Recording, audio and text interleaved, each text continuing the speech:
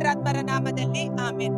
ಪ್ರಭು ಕ್ರಿಸ್ತರಲ್ಲಿ ಆತ್ಮೀಯ ಸಹೋದರ ಸಹೋದರಿಯರೇ, ಈ ದಿನದ ಮುಂಜಾನೆಯ ಜೀವ ಸ್ವರ ಜ್ಞಾನೋಕ್ತಿಗಳ ಗ್ರಂಥ 8ನೇ ಅಧ್ಯಾಯ ವಚನ 17. ನನ್ನನ್ನು ಪ್ರೀತಿಸುವವರನ್ನು ನಾನು ಪ್ರೀತಿಸುತ್ತೇನೆ, ಹಂಬಲಿಸಿ ಹುಡುಕುವವರು ನನ್ನನ್ನು ಕಂಡುಕೊಳ್ಳುತ್ತಾರೆ.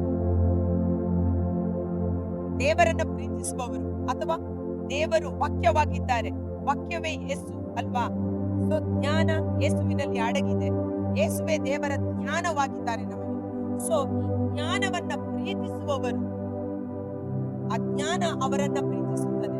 ಯಾರೆಲ್ಲ ದಾಹದಿಂದ ಈ ಜ್ಞಾನವನ್ನ ಹುಡುಕುತ್ತಾರೋ ಅವರು ಅದನ್ನ ಕಂಡುಕೊಳ್ಳುತ್ತಾರೆ. ಏನನ್ನ ಕಂಡುಕೊಳ್ಳುತ್ತಾರೆ? ಕೊಲೆಸ 2:3 ನಾವು ನೋಡ್ತೇವೆ, ಜ್ಞಾನ ವಿವೇಕ ಎಂಬ ಸಿರಿ ಸಂಪತ್ತು ಕ್ರಿಸ್ತೇಸುವಿನಲ್ಲಿ ಅಡಗಿದೆ. ವಾಕ್ಯವನ್ನ ಕಂಡುಕೊಳ್ಳುವವರು ಜ್ಞಾನ ವಿವೇಕ ಎಂಬ ಸಿರಿ ಸಂಪತ್ತನ್ನ ಕಂಡುಕೊಳ್ಳುತ್ತಾರೆ. ಏನು ಅಡಗಿದೆ ಅದರಲ್ಲಿ? ಎಂತ ಸಿರಿ ಸಂಪತ್ತು? ನನ್ನಲ್ಲಿದೆ ಶ್ರೀಮಂತಿಕೆ, ಘನತೆ, ಶಾಶ್ವತ ಸಂಪತ್ತು, ಸಮೃದ್ಧಿ. ಜ್ಞಾನವನ್ನ ಕಂಡುಕೊಳ್ಳುವವರು ಅಥವಾ ಯೇಸುವನ್ನ ಪ್ರೀತಿಸುವಾಗ ಯೇಸುವಿನಲ್ಲಿ ಏನೆಲ್ಲ ಇದೆ? ಇವತ್ತು ರೋಗ ಸೌಖ್ಯ, ಪಾಪ ಕ್ಷಮೆ, ನಿತ್ಯ ಜೀವ. ಇದು ಮಾತ್ರ ಅಲ್ಲ, ಪರಲೋಕ ಮತ್ತು ಇಹಲೋಕ, ಎರಡು ಲೋಕಕ್ಕೆ ಸಂಬಂಧಪಟ್ಟ ಆಶೀರ್ವಾದಗಳು ಪ್ರಭುವಿನಲ್ಲಿದೆ.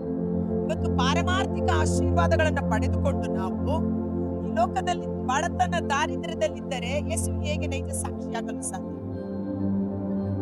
ಅಥವಾ ಬರೀ ಪ್ರಾಪಂಚಿಕವಾದ ಆಶೀರ್ವಾದಗಳಿಂದ ತುಂಬಿದ್ದು ಸ್ವರ್ಗೀಯ ವರದಾನಗಳಿಲ್ಲದಿದ್ದರೆ ಯೇಸುವಿಗೆ ನೈಜ ಸಾಕ್ಷಿಯಾಗಿರಲು ಹೇಗೆ ಸಾಧ್ಯ? ಪರ ಇವೆರಡರಲ್ಲೂ ನಾವು ಸಾಕ್ಷಿಯಾಗಿರಬೇಕು. ಉದಾಹರಣೆಗೆ ನೋಡಿ,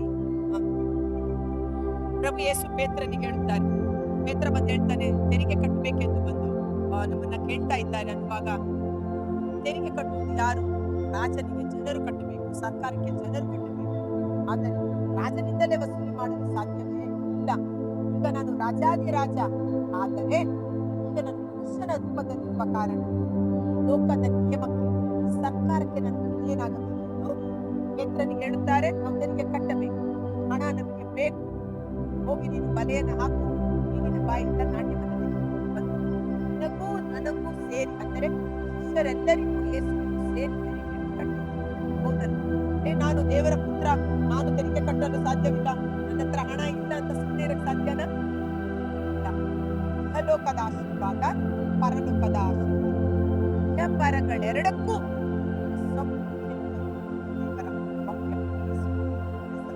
ಆದ ಕಾರಣ ಏನನ್ನ ಕಂಡುಕೊಳ್ಳುತ್ತೇವೆ?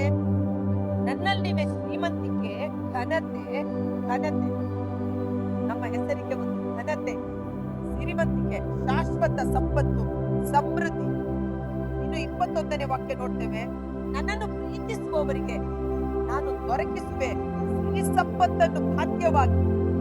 ದೇವರನ್ನು ಪ್ರೀತಿಸುವವರಿಗೆ ದೇವರು ತನ್ನ ಸಿರಿ ಸಂಪತ್ತನ್ನ ಹಕ್ಕಾಗಿ ಕೊಡ್ತಾರೆ.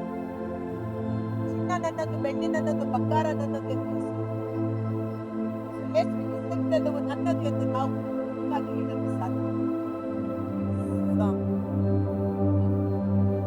ಸೊಲೊಮೋನ ರಾಜ ದೇವರ ಜ್ಞಾನಕ್ಕಾಗಿ ದಾಹಗೊಂಡ, ದೇವರ ವಿವೇಕಕ್ಕಾಗಿ ಹಂಬಲಪಟ್ಟ. ನನಗೆ ಜ್ಞಾನ ವಿವೇಕವನ್ನು ಅನುಗ್ರಹಿಸಿದ್ದರಿಂದ ಜ್ಞಾನ ವಿವೇಕ ಯೇಸು ಆಗಿದ್ದಾನೆ. ಯೇಸುವನ್ನು ಕಂಡುಕೊಂಡ ಕಾರಣ ಅಲ್ಲಿ ದೇವರು ನೀನು ಕೇಳದಂತ ಐಶ್ವರ್ಯವನ್ನು, ಆಸ್ತಿ, ಅಂತಸ್ತು, ರಾಜ್ಯಭಾರ, ನಿನ್ನ ಹೆಸರಿಗೆ ಘನತೆ, ಸ್ಥಾನಮಾನ, ಸಮೃದ್ಧಿ, ಸಂಪತ್ತು, ಶ್ರೀಮಂತಿಕೆ, ನೀನು ಕೇಳದಂತ ಎಲ್ಲ ಐಶ್ವರ್ಯವನ್ನು ಆತ ಕೇಳಿದ್ದು. ಜ್ಞಾನ ವಿವೇಕವನ್ನ ಕಂಡುಕೊಂಡ, ಜ್ಞಾನ ವಿವೇಕವನ್ನ ಪ್ರೀತಿಸಿದ. ಅದನ್ನು ಕಂಡುಕೊಳ್ಳುವವರಿಗೆ ಸಾಧ್ಯವಾಗಿ ಸಿರಿ ಸಂಪತ್ತನ್ನು ನೀಡುತ್ತೇನೆ. ನಾನು ಅವರ ಬೊಕ್ಕಸಗಳನ್ನು ನಿಮ್ಮ ಬೊಕ್ಕಸಗಳು ಬರಿದಾಗಿದೆಯೋ, ನಿಮ್ಮ ಕಣಜಗಳು ಖಾಲಿಯಾಗಿದೆಯೋ, ಕುರಿ ಹಟ್ಟಿಗಳು ಖಾಲಿಯಾಗಿದೆಯೋ, ಬ್ಯಾಂಕ್ ಬ್ಯಾಲೆನ್ಸ್ 0 ಆಗಿದೆಯಾ?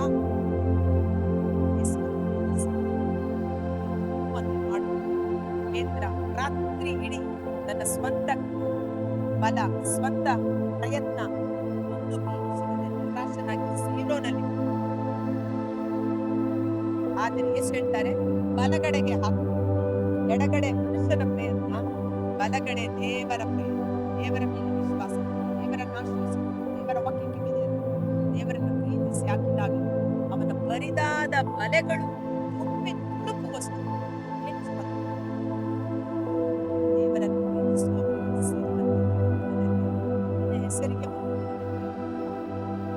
ಗೌರವ. ಸ್ವಾಮಿ ನಾನು ಪಾಪಿ ಅಂತ ಪೇತ್ರ, ಪಾಪಿಯೋ ಮೇಲೆ ಏಪ ಬಂಡೆ ಹೆಸರನ್ನ ತರವಾದ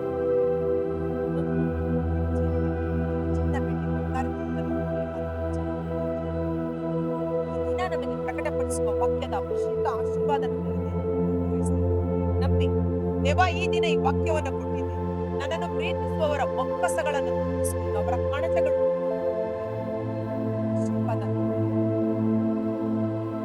ಯಾವ ವಾಕ್ಯ ದೇವರು ರಿಲೀಸ್ ಮಾಡ್ತಾರೆ, ರಿವೀಲ್ ಮಾಡ್ತಾರೆ. ಕರ್ತರಾದ ಯೇಸುವೇ ಮುಂಜಾನೆ ಜೀವಸ್ವರವನ್ನು ಆಲಿಸುವ ಪ್ರತಿಯೊಬ್ಬ ಸಹೋದರ ಸಹೋದರಿ ಅವರ ಕುಟುಂಬಗಳನ್ನು ನಿಮ್ಮ ಕರಗಳಿಗೆ ಸಮರ್ಪಿಸಿ. ನನ್ನನ್ನು ಪ್ರೀತಿಸುವವನು ಸಿರಿ ಸಂಪತ್ತನ್ನು ಬಾಧ್ಯವಾಗಿ ಪಡೆದುಕೊಳ್ಳುವನು, ಅವನ ಹೆಸರಿಗೆ ಘನತೆಯನ್ನು ತರುವೆನು, ಅವನ ಬೊಕ್ಕಸಗಳು ಭರ್ತಿ ಮಾಡುವೆನು, ಸಂಪತ್ತು ಸಮೃದ್ಧಿ ಅಭಿಷೇಕ ಇರುವುದೆಂದು ವಾಗ್ದಾನ ಮಾಡಿದರು. ನಾವು ಹೇಳಿದ ಜೀವಕರವಾದ ವಚನಗಳು ಕುಟುಂಬಗಳಲ್ಲಿ ಕಾರ್ಯ ಮಾಡಲಿ, ಅವರ ಬೊಕ್ಕಸಗಳು ತುಂಬಿಸಲ್ಪಡಲಿ. ಪೇತ್ರನ ಬರಿದಾಗಿದ್ದ ಬಲೆ ನೀರಿನಿಂದ ತುಂಬಿದ ರೀತಿಯಲ್ಲಿ ಅವರ ಕೈ ಕೆಲಸಗಳು ಸಫಲವಾಗಲಿ, ಅವರ ಹಣಕಾಸಿನ ಸಾಲದ ಸಮಸ್ಯೆಗಳು ನೀಗಿ ಹೋಗಲಿ. ದೇವರನ್ನು ಪ್ರೀತಿಸುವವನಿಗೆ ಯಾವ ಕೊರತೆ ಇರುವುದಿಲ್ಲ. ಪ್ರಾಯದ ಸಿಂಹವಾದರೂ ಹೊಟ್ಟೆ ಹಸಿವಿನಿಂದ ನರಳುತ್ತದೆ, ಯೇಸುವನ್ನು ಹುಡುಕುವವರಿಗೆ, ಯೇಸುವಿನಲ್ಲಿ ವಿಶ್ವಾಸವಿಟ್ಟವರಿಗೆ ಯಾವ ಕೊರತೆ ಇಲ್ಲ. ಕೀರ್ತನೆ 34:9-10 ವಾಕ್ಯದಂತೆ ಇವರ ಎಲ್ಲಾ ಕೊರತೆಗಳು ನೀಗಿ ಹೋಗಲಿ. ಸಿರಿ ಸಂಪತ್ತು, ಸಮೃದ್ಧಿ, ಘನತೆ, ಐಶ್ವರ್ಯ, ಶರೀರದಲ್ಲಿ ಒಂದು ಸಮೃದ್ಧಿ, ಶರೀರದಲ್ಲಿ ಒಂದು ಸೌಖ್ಯ, ಬಲ, ಶಕ್ತಿ, ಯೌವನದ ಬಲ ಮರುಕಳಿಸಲ್ಪಡಲಿ. ಅವರ ಕುಟುಂಬ ಜೀವಿತದಲ್ಲಿ ಒಂದು ಅಭಿಷೇಕ, ಕುಟುಂಬ ಜೀವಿತದಲ್ಲಿ ಒಂದು ಸಮೃದ್ಧಿ, ಅವರ ಅನ್ನ ಆಹಾರ, ಅವರ ವಸ್ತ್ರಗಳು, ಅವರ ಕುಟುಂಬದ ಸ್ಥಿತಿಗತಿಗಳು ಅಭಿವೃದ್ಧಿಯಾಗಲಿ. ದೇವರ ಅಭಿಷೇಕ, ಐಶ್ವರ್ಯ, ಸಿರಿ ಸಂಪತ್ತು ಆ ಕುಟುಂಬಗಳಲ್ಲಿ ತುಂಬಿ ತುಳುಕುವಂತಾಗಲಿ. ನೀವು ಯಾವುದಾದ್ರೂ ಮನೆಗೆ ಪ್ರಾರ್ಥಿಸಲು ಹೋದಾಗ ದೇವರ ಶಾಂತಿ ಸಮಾಧಾನ ನೆಲೆಸಲಿ ಎಂದು ಪ್ರಾರ್ಥನೆ ಮಾಡಿರಿ. ಅದಕ್ಕೆ ಪಾತ್ರನಾಗಿದ್ದರೆ ಅದು ಅಲ್ಲಿ ತಂಗುವುದು ಎಂಬ ವಾಕ್ಯವನ್ನು ಆಧಾರವಾಗಿ ಇಟ್ಟುಕೊಂಡು ಯೇಸುವಿನ ನಾಮದಲ್ಲಿ ಈ ಜೀವಸ್ವರವನ್ನು ಆಲಿಸುತ್ತಿರುವ ಪ್ರತಿಯೊಬ್ಬ ಸಹೋದರ ಸಹೋದರಿಯರ ಕುಟುಂಬಗಳಲ್ಲಿ ಅವರ ಬೊಕ್ಕಸಗಳು ಭರ್ತಿಯಾಗಲಿ, ಅವರ ಕೊರತೆಗಳು ನೀಗಿ ಹೋಗಲಿ, ಅವರ ಸಾಲದ ಸಮಸ್ಯೆಗಳು ಬಿಡುಗಡೆಯಾಗಲಿ. ಐಶ್ವರ್ಯ, ಘನತೆ, ಸಂಪತ್ತು, ಸಮೃದ್ಧಿ ಅವರ ಕುಟುಂಬದಲ್ಲಿ ನೆಲೆಸುವಂತೆ, ಅವರ ಶರೀರದಲ್ಲಿ ಆಶೀರ್ವದಿಸಲ್ಪಡುವಂತೆ ಯೇಸುವಿನ ಅದ್ಭುತಕರವಾದ ನಾಮದಲ್ಲಿ ಪ್ರಾರ್ಥಿಸಿ ಬೇಡಿಕೊಳ್ಳುತ್ತೇವೆ.